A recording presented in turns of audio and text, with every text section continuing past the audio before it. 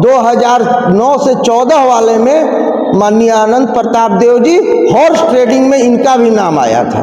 इसलिए कोई clean chit नहीं है। इन लोग दोनों मिलकर केवल और केवल जनता को छलने का काम कर रहे हैं। इन लोगों को कोई काम नहीं आता है, सिर्फ सत्ता में रहने का कोशिश कर रहे हैं और वो कोशिश इस बार जनता इनका नकार चुकी है और बुरी तरह से नकारेगी।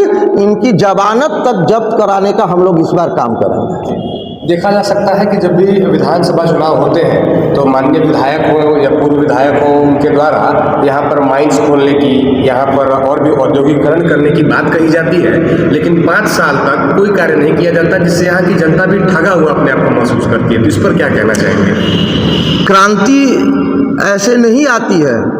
2000 से लेके 24 साल हो गया झारखंड को आज़ाद हुए, बिहार से अलग हुए, लेकिन यहाँ पर वैसे ही लोग बनते हैं और जनता उनसे जब तक सवाल नहीं पूछेगी कि आप क्या किए मेरे लिए, तब तक कोई नेता ऐसा इन लोग नहीं है कि जो आपके लिए कुछ कर सकता है। जो आदमी को खाने के लिए खर्ची नहीं था, वो आदमी आज 10,000 करोड़ का मालिक बन के बैठा हुआ है।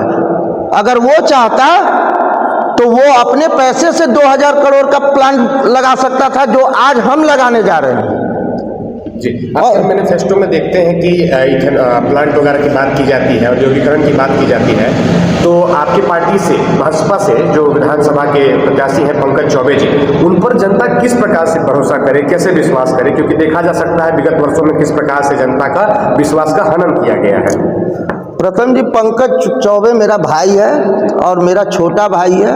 विश्वास इसलिए किया जाएगा कि पिछले 2010 से मैं जिला परिषद का चुनाव लड़ रहा हूँ और 2010 से लेकर 2024 तक कोई जनता ये नहीं कह सकता है कि जो बात हम लोगों ने बोला और वो काम नहीं हुआ।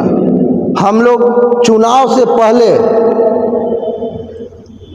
गवर्नमेंट की कुछ योजनाएं हैं जो घर घर बिजली योजना के नाम से जाना जाता है, जो हम जानते हैं। तो क्या माननीय अनंत प्रताप देव जी या माननीय विधायक जी नहीं जानते हैं? जब मुझे इसकी नॉलेज है तो उनको भी इसकी नॉलेज जरूर होगी इसका। लेकिन वो जानते हैं कि इससे फ्री में बिजली मिल जाएगी लोगों को। लोग अपने घर पे बिजली का प्रोडक्शन करके और गवर्नमेंट को बिजली देने का काम करेंगे और बेच सकते हैं, इसलिए उनकी आर्थिक स्थिति संभल जाएगी। तो इसलिए इन लोग चाहते हैं कि यहाँ के जनता गरीब रहे ताकि हमारी बात सुनते रहे। पूर्व विधायक अनंत प्रताप देव जी से जब हमने पूछा कि आपने 1320 मेगावाट के प्लांट का शिलान्यास किया था, बाकायदा उस समय के मुख्यमंत्री जो हेमंत सोरेन थे उनको बुला करके, उसका क्या हुआ? उस पर उन्होंने हमें बताया कि उनके बाद, उनके हार जाने के बाद जो वहाँ के विधायक बने भानु प्रताप शाही, उन्होंने इस पर ढीला सिली बरती, जिसके कारण वहाँ पर प्लांट नहीं लग पाया। तो फिर वो बोल रहे हैं कि अगर फिर से जनता उन्हें मौका देती है तो फिर से वो प्लांट लगाएंगे। इस पर आपकी क्या राय है? ये सब झूठ बात है और माननीय मुख्यमंत्री जी अभी मैया योजना चला रहे हैं। पूरे झारखंड का बजट ही है 500 करोड़, 500 अरब का बजट है।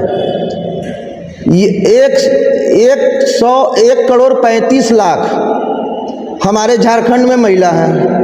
उनको 1000 रुपया अगर दिया जाता है तो आप देख लीजिए 13.5 अरब रुपया पर मंथ हो जाता है। एक साल में 168 अरब रुपए हो जाते हैं।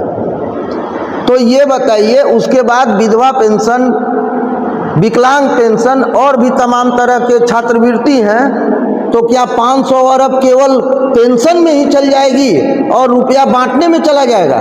तो जनता का कल्याण कैसे होगा? तो वो 1320 मेगावाट कहाँ से लाएंगे, किस जगह से लाएंगे? अगर वो योजना चला रहे हैं तो उसके बारे में स्पष्टीकरण भी देना चाहिए कि मैं पैसा कहाँ से लाऊंगा, किस तरह से, किस बहन बेटियों को कैसे कल्याण करेंगे। सिर्फ लिख देने से ये चुनावी जुमला है और कुछ नहीं है। ये माननीय मुख्यमंत्री जी का चुनावी जुमला चल रहा है, जो कि वो धरातल पे लाने का कोशिश कर रहे हैं। लेकिन आप लोग भी गए होंगे बहुत जगहों पे, कहीं पर पोर्टल काम नहीं कर रहा है, कहीं ऑनलाइन की सुविधा ख़त्म हो चुकी है, और 15 तारीख तक ही ये सुविधा भी थी। अभी तक तो मुझे तो बहुत जगह से ये पता चला है कि 2500 महिलाओं का ही केवल होने पाया है। बहुत जगह पैसे की भी उगाही की जा रही है जेएमएम की कार्यकर्ता द्वारा। लेकिन सर ये सब अलग विषय है। हमारे यहाँ के दोनों माननीय अगर रोजगार देने का काम करें तो न किसी को मैया योजना की ज़रूरत है और न किसी को शादी कराने की ज़रूरत है। लोग यहाँ शादी कराने के नाम पर भी पैसा बटोरते हैं, ऐसा बात नहीं है। यहाँ पर हर एक साल जो शादी होती है उसमें कई करोड़ रुपया अपने पॉकेट में रख लिया जाता है और सारे लोगों से चंदा ले लिया जाता है और उसके बाद शादी करके 5 करोड़ अपने पास रख लिया। तो ये भी यहाँ होता है, ऐसा बात नहीं है। उनको अगर आप रोजगार दे दीजिएगा तो वो बहन बेटी को खुद ही शादी कर सकते हैं। वो उनको अगर मेडिकल का सुविधा दे दीजिएगा तो वो खुद ही दवा करा सकते हैं। मेडिकल पर बात हमको याद है, अभी विधायक भानु प्रताप शाही के गृह प्रखंड में केतार में लगभग करोड़ों की लागत से हॉस्पिटल बनकर तैयार है। आज 5 साल से भी अधिक समय हो गया, लेकिन अभी तक हॉस्पिटल चालू नहीं हो पाया, वहाँ पर डॉक्टर नियुक्त नहीं हो पाए। इस पर आप क्या कहिएगा? मैं भी एक कॉन्ट्रैक्टर हूँ, इसलिए आपको जानकारी कम है। भवनाथ